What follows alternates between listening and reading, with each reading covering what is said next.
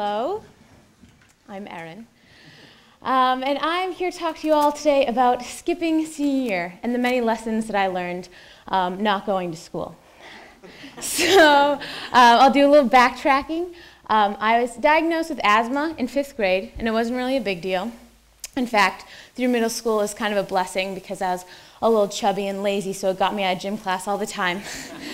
And it wasn't really a problem up until the beginning of my junior year of high school, where I developed this sort of chronic cough. Some of you might have heard it earlier. It sounds like if you were to strangle a goose, and it's very loud. And it would interrupt my daily life, and no one really knew what was happening. But I developed this complex of if I think hard enough, it'll go away. If I try, I can overcome asthma. And April of my junior year of high school, I couldn't think my way out of an asthma attack, so I was hospitalized for 2 days. And that brings me the first lesson that I learned, and a lesson that I think we all learn over time, and it's that we're not invincible, and it's okay to be weak sometimes, and you can't outthink some problems that happen, and that's okay. So I was hospitalized for 2 days, and in my time at the hospital, I had to take a lung x-ray, or chest x-ray, and I was in the children's hospital at Lowell General, and their x-rays weren't working, so we had to go into the emergency room. So I got into a wheelchair, because at the time I couldn't walk and breathe at the same time, so they're like, we'll just push you there. So I had my Johnny and a blanket over my legs, and they put a mask over my face, a very big mask, because they didn't know what I had, and it's cool. So I was in my wheelchair, and they wheeled me down, and as I was passing clouds, the clouds slowly faded, and we entered the emergency room, or a horror movie scene. There were flickering lights, people were coughing, babies were crying, and so it was a little scary for me. And as we approached the x-ray room, there was a mother and daughter that was on the side of the hallway, and I connected eyes with the little girl, and I smiled really big, and I waved. But she couldn't see my smile because I had a big mask on, so what she saw was just eyes staring at her and a slow wave, which is terrifying. So she seized up and she moved towards her mom, and that was the first time I ever really felt embarrassed, like at all, ever in my life. And so it was a new feeling for me, and it was weird and strange, and I developed this complex where I was afraid of people giving me the wrong attention for my asthma. And that stayed with me for a little while. And so I left the hospital and I went back to school. And during that time in the year, we were getting ready to put on a musical called Chicago. And as it progressed, my asthma got worse, and it got to a point where I was doing something called a nebulizer every 4 hours. And it's this big tubing machine, and it makes a lot of noise. It vibrates as little puffs of medicine. And I'd be in corners of rooms behind racks of costumes, or often practice rooms doing nebulizers during rehearsals. And I had a friend named Evan. There's a picture of him over there. And he's a sick kid too. So he came up and he would talk to me, and we'd bond over our many medications, and he's really confident and funny, and he helped me a lot to remember something that I'd forgotten, which is to not be embarrassed about things. And that's my second lesson. Don't be embarrassed, ever, because it's a stupid emotion. And as teenagers and young adults and even adults, we feel like we have to be embarrassed about everything, like the way we look, the way we talk, our family, weird aspects of ourselves, and it's stupid, and we spend too much time on it, so don't do it. And so we had the musical, and unfortunately my asthma continued to spiral down, and so it was decided that I would not attend my last 3 weeks of junior year. And a lot of learning happens in those 3 weeks, so we had to talk to teachers. And some teachers were nice about it. They're like, oh, you know what? You've tried. I understand you're going through a struggle. I'll pass you. And then one teacher in particular, I had missed a lot of classes because I was being dismissed from school so regularly, so she thought it would be best if I redid the entire semester online. So that was rough. And so that brings me to my third lesson, and that some people are not going to understand, and they're not going to show you the type of compassion that you wish that they did. They're not going to understand your struggles, even as much as you try to explain. And I think the faster you learn how to accept that, the easier it will be to live. And so in those 3 weeks of my junior year, I got a special asthma and allergy doctor, and it was revealed that I was allergic to grass and trees and life. And I had all these very, very intense allergies, and so that was what was causing all of my asthma troubles, because I have allergic asthma. And so with that, we got new medication. I was on steroids. I did a bunch of stuff. Ask me about any inhaler. I'll tell you about it. I tried it. And so, but summer was approaching, and summer meant that I would be going to an overnight camp in which I worked. And it was an overnight camp that I went to as a child, and it's my mecca. It's like my place that I love the most. I thrive. It's just, it's my thing, and I love it. And so I was so excited about it. And so I got ready, got all the medication that I needed, all the doctor's appointments, and I went off to camp. And I lasted for a week, and it was a great week. But the thing is, camp is on an island in a forest. So I'm surrounded by everything I'm allergic to. And so it was a little difficult. And one night, we were all headed down to campfire, and bug spray was everywhere. And my lungs just kind of quit on me. So we decided that I'd have to leave and go to the emergency room to breathe again. And so we boarded on this little boat, and we just went across Lake Winnipesaukee. And I threw this giant pity party for myself. I thought asthma was taking away the thing that I loved most. It had taken away 3 weeks of my schooling. It had ruined my life as a 16-year-old, and I would never survive. And so, as we approached the middle of the lake, I was surrounded by these great pines and an endless water, stars above me, great mountains with just the residue of a sunset on it. And I realized that I'm so small in comparison to everything, that my troubles are not nearly as large as I thought they were. And that is, and I recalled the words of my mother, buck up.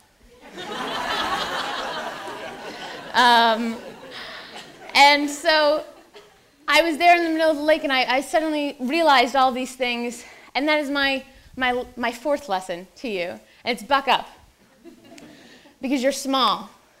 And people, and teenagers especially, we feel angsty all the time, like every day. Our woe is the greatest woe, our sorrow is the deepest of sorrow, and the tragedy that we experience is the greatest tragedy in this world. But let me tell you, it feels like the greatest tragedy because it's the only tragedy that has ever happened to you. There is much worse things to come in your future, and you're going to be fine. You're going to make it, I promise. And so that is my fourth lesson. And that motivated me a lot throughout the rest of the summer as I was home. And I went through sort of waves of motivation. There were days where I was like, I can do anything. I am alive, I can breathe, life is good. I'm going to go climb a mountain. And then there were days where I was like, I'm going to go sit in a dark room and read the collected work of Sylvia Plath. And so it was rough. And so on one of the days that I felt invincible, I was like, I'm going to plant a garden. That's very cool, very hip. So I got a weed whacker, and I was doing my thing, and I actually weed whacked some poison ivy directly into my face. So I went on another round of steroids and crazy things. I looked like a little bit of Elephant Man. And so it was crazy. And I started watching more art house films and reading more Sylvia Plath and did less of the invincible things. And so it was a rough summer. But as the summer ended, I was going back to school, and I was excited, and I was like, this is my senior year. This is the peak of high school, and for some football players, life. So I'm so pumped. This is it. And so I go into school, and our school's a great school, but it is built on a former landfill. So there is some troubles with it, and my sensitive lungs, they got those troubles, the worst of them. So I would come into school, and then I would have an asthma attack, and I'd leave immediately. And then the next day, I'd come into school, and I'd stay out those 2 periods, and then I'd have an asthma attack and leave. And so this system obviously wasn't working. So we decided that wearing a mask in school would help me breathe easier. And it was actually the same exact mask that I had worn in the hospital months before. Except this time, instead of walking past a mother and a daughter, I walked through hallways of my peers and judgmental high school girls and people staring at me, and it was a little rough. And I began to feel embarrassed because as a person who thrives on a great deal of attention, this is not the kind of attention that I wanted. So that only lasted for a week as well, because the mask ended up not working. So it was decided that I should go to school online and take 2 classes in the PAC. So this is my classroom, my senior year, this room that we're in right now. And so this room, all of my education happened. And this room, I got on all the social activity of my day, which is rough, because I need a lot of social activity to be a human. It's me. I'm very much a performer. And so the months that came after were a little hard, because I felt bad for myself. I forgot about that moment on the lake. I forgot Buck Up, even though, I was at home all the time. My mom was there. She'd yelling things. So it was rough.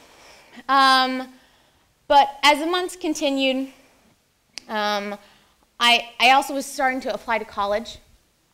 And I didn't do very well on online school for a number of reasons. I had new medication. I was very tired all the time, and I started to lose motivation. And because I wasn't doing well with online classes, and because my grades at the end of junior year had not been what I was the high honors that I was used to, I convinced myself that I would not only not get into college, but I'd probably not get a job and then be homeless on the street, because that's how my mind works. I just assume a paper cut is a giant laceration and I'm dying. So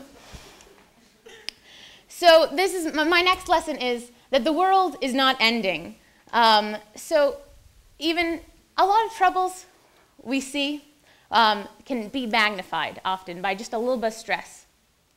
And the world did not end for me, even though I was convinced that it did. And in December of my senior year of high school, I started a new asthma treatment. And it was a drug called Xolair. And before you are allowed to take Xolair, you have to do some online research, because you have to accept taking the drug, because it has some side effects. And it can have some rough stuff that comes along with it. And what it does is that it breaks my immune system. It's like an overachiever, It thinks that everything is poison, so it just coughs. So I cough, and I think I overreact. And so what this drug does, it calms down the immune system. But what can happen is that instead of calming it down, my immune system can overreact and I can go into anaphylactic shock. Or it'll calm my immune system down so much that I have a higher chance of getting cancer or getting other sicknesses. So we had lots of paperwork to do. But it was in the end decided that I should try this drug. because there was not a lot of other options. And so on the first time you get 2 shots, and they hurt a lot. They have it's a very thick serum that is injected into you. And then you have to wait for 2 hours, because the first 24 hours after getting your first shot is the most risk of getting anaphylactic shock. And those first 2 hours are vital. So I stayed in the doctor's office, and in those 2 hours, I reflected a lot. There's a very small chance that I was going into anaphylactic shock, and because I'm a very dramatic human being, I was like, I'm dying. This is it for me. And so in those 2 hours, I reflected a lot on my year, and I realized that I shouldn't be focusing all of my energy on being sad, or not focusing all my energy on feeling bad for myself and thinking about all the things that I don't have. So I also brought a book, and it's called Hector and the Search for Happiness, and or in the Secrets of Happiness. I don't know. Look it up. I'll send you a link. And in the book, Hector travels the world, and he writes a list of what it means to be happy all over the world. And so I made a mental list of things that make me happy and things that I should focus my time on. And that's what I challenge you to do in your spare time, is make a mental list of things that make you happy and start doing them more.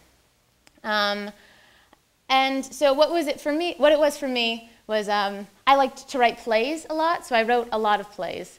I had just finished a playwriting class, so I continued my learning, and I wrote plays. And then I just wrote in general, because I like writing, and I wrote songs, and I hung out with my friends more, and it was a good experience. And so I started focusing on things that made me happy.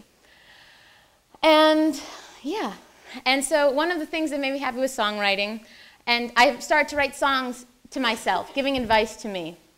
And I am going to share one of them with you today, and it will end my little speech on things that I've learned. So I hope that you take the lessons that I learned over my senior year and bring them into your life. And this is a song called Life is Hard.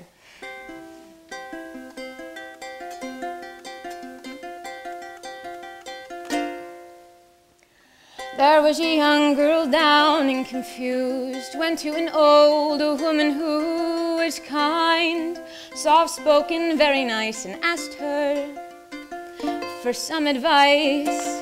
And she said, people will tell you that the world is in your hands and you could change it if you like. That life's a stage and it's you who holds the mic. They'll say it's a journey and not the destination, an artwork of your creation. Well, I say, don't listen to people who spout that bull. Those kinds of kids are full of cliches, and you can't spend your days on fortune cookies. So listen to me, life is hard, and often good deeds go without reward. Life is hard,